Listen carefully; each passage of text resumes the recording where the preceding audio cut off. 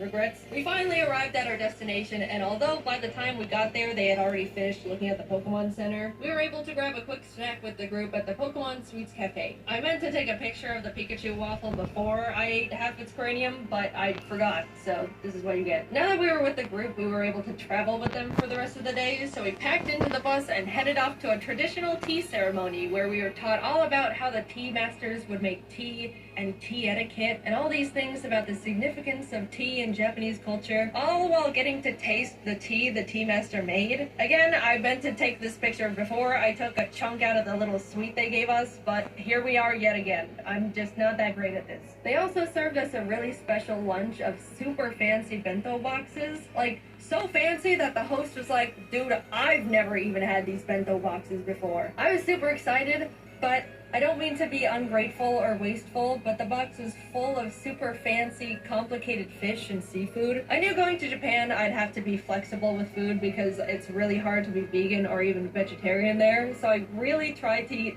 as much as possible and look thankful.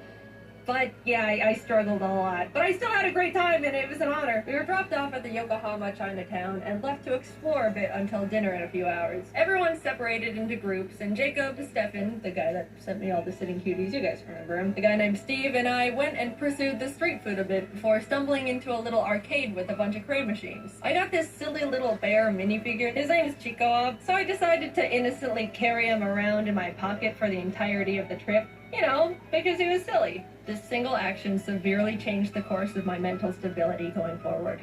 You'll see soon enough.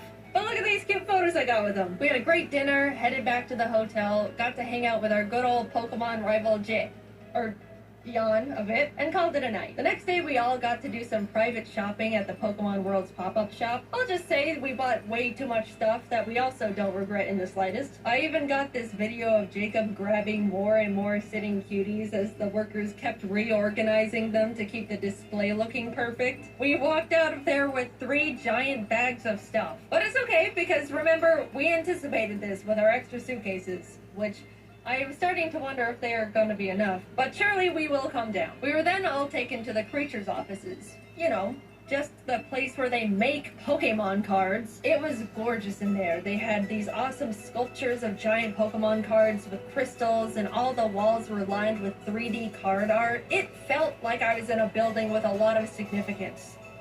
Because I was. We got a tour around the building, met the TCG card testers, and were able to ask them questions about their process. Even got to have a little Q&A session with Atsushi Nagashima, the game director of the Pokemon TCG. It was funny, one of the people in our group asked how they chose which Pokemon to make cards